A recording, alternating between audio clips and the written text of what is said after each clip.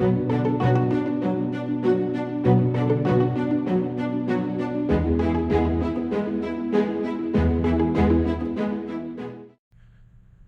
welcome to Let's Calculate Something. Today we have a practical problem where we have a California license plate. We want to figure out what are the number of combinations we could have.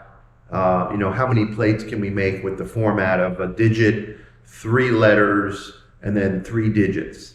The only rule is the first digit can't be 0, and then all the other digits can repeat. So you can have QQQ, you could have 111. It doesn't matter, but the first digit can't be 0.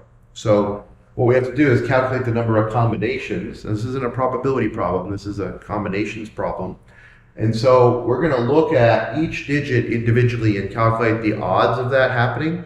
And then we're going to multiply all those together, and that's how we're going to get the number of combinations. So if we look at our combination formula, we have n things taken r at a time equals n factorial over n minus r factorial, that difference factorial, divided by r factorial. Okay, so for this problem, we have to look at the first digit.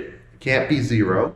So we know we have really the combinations of 9 taken one at a time.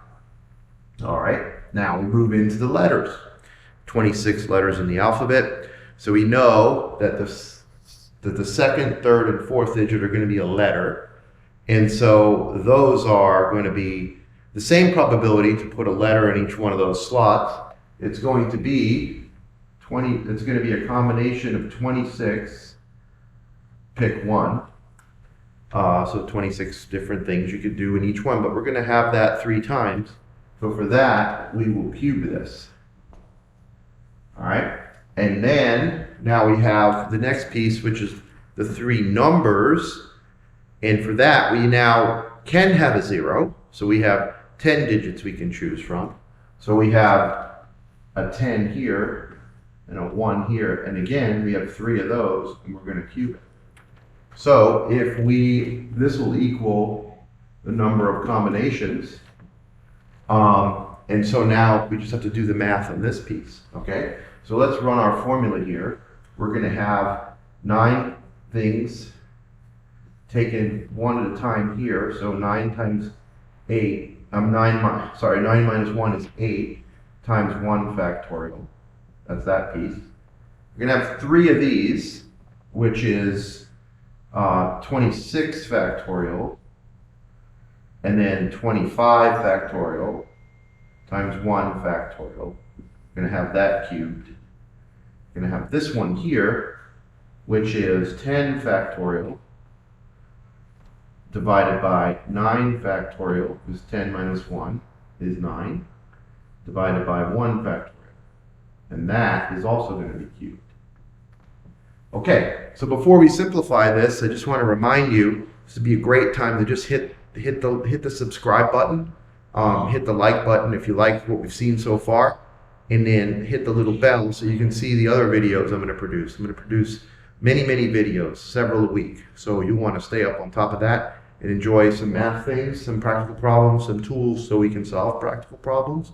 So I'd appreciate if you could just hit that subscribe button. That would really help out the channel. And then in the comments, you can let me know what you think, and then you can even offer other problems we'd like to see solved, and I'll put those up there. So thanks. So let's start to simplify this. Okay. So this happened in another video I did on the number of chances for a full house. Very often when you have these things separated by 1, there's a trick. And in the simplification, let's use another color. We can just divide this 8 factorial into the 9 factorial. It wipes out the factorial, wipes out the 8, and it just leaves that. So we can do this here, okay? And we have that. The 1 factorials, they're all 1. So that we can just drop right away. And so, excuse me.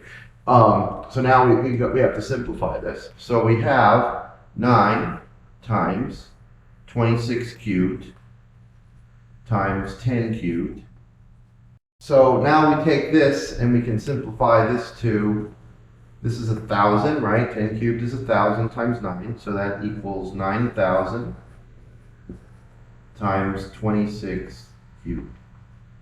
And that equals 158,184,000. And you can work that out on your calculator.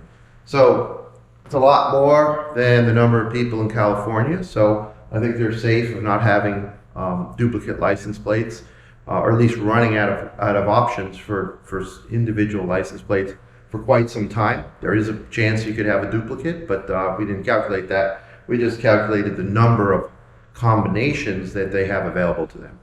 So I hope you liked this video, and I hope this practical problem was helpful for you having to work with combinations and then taking a look at how to manipulate factorials. Thanks for being part of the channel, and thanks for subscribing. Take care.